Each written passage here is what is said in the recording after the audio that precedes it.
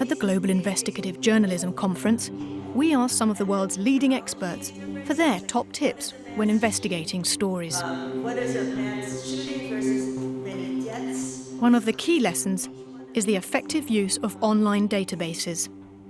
Hello, I'm Margot Williams. I'm an investigative journalist specializing in research. I've been doing this role for the past 40 years at the Washington Post, the New York Times, National Public Radio, the International Consortium of Investigative Journalists, ICIJ, and now I'm at The Intercept.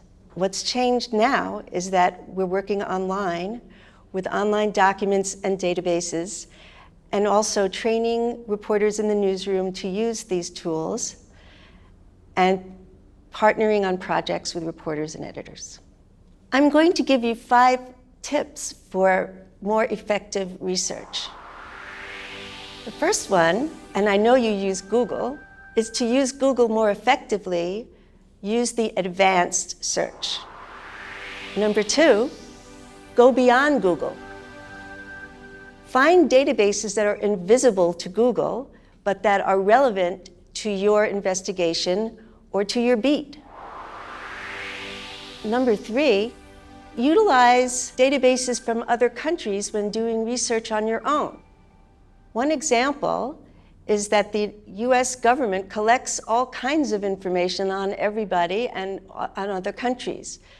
You can do research in US government databases to find information about your country. The 4th tip, be creative about organizing the results of your research. I use Excel to organize my research, and I find that really valuable for later in the project, creating data visualizations, and for working on the stories. You can use other tools as well. I use Excel, but you can create your own databases with other tools. The last tip is to archive the information that you've gathered. Download pages that you are looking at, download data, and keep it on your hard drive or on a portable drive. You never know if the page may be gone, the information may be deleted, or a government may have taken the information down. The single most important tip I'm going to share with you is to use your online research to find the most authoritative records, public records, corporate records, official records.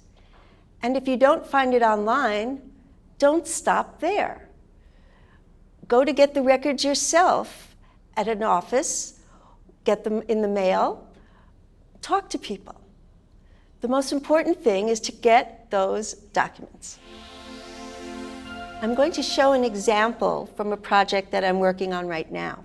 This is a project called Trial and Terror, where my colleague Trevor Aronson and I built a database of all of the persons who have been prosecuted for terrorism in the United States since 9/11.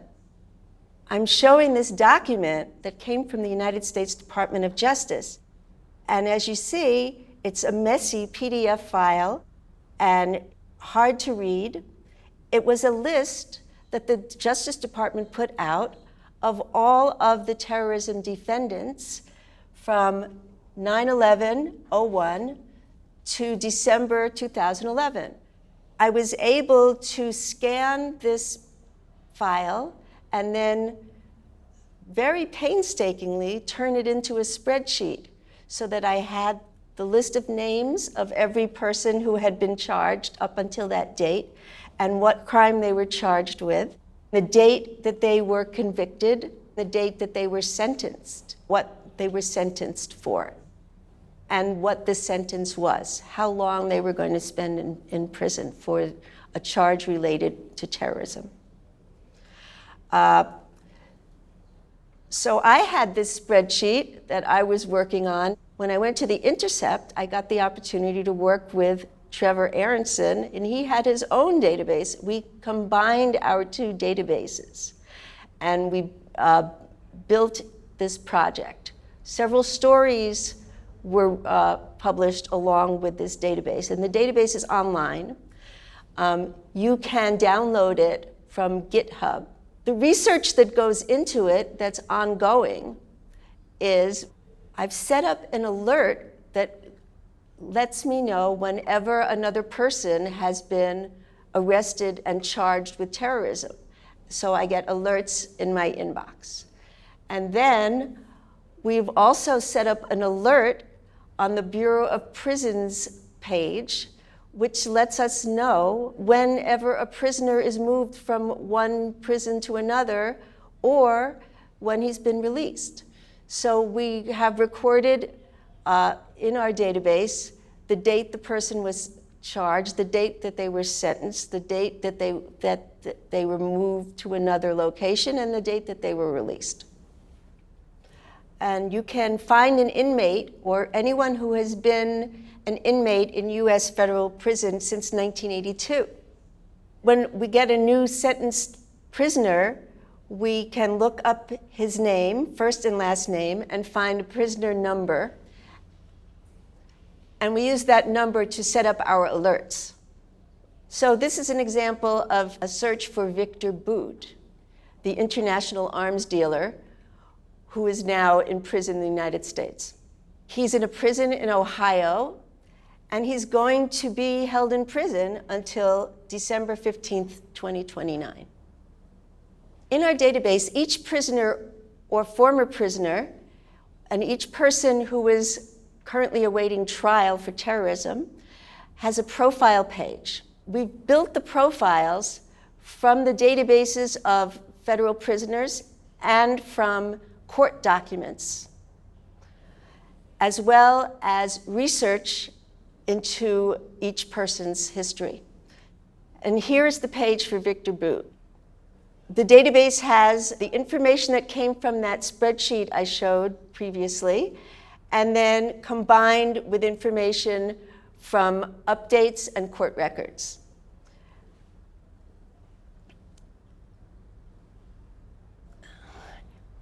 Also, from the prison database, we can see the location of where the prisoner is now and information on how to contact the prisoner in that prison. If the person is released, we don't know where they are, but we try to follow up to see if we can interview them when they get out of prison.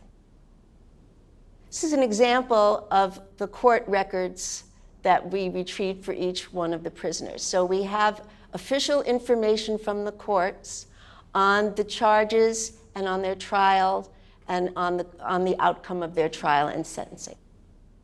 Because we've collected the information into a database, we're able to use it for visualizations of the data. If you go to the website, you can see statistics on the number of people who've been arrested and on their demographics and what crimes they were charged with and which terrorist group they were linked to. The example of our terrorism database shows how important it is to retrieve public documents and public information and transform them into a different format where you can use them for analysis and visualization.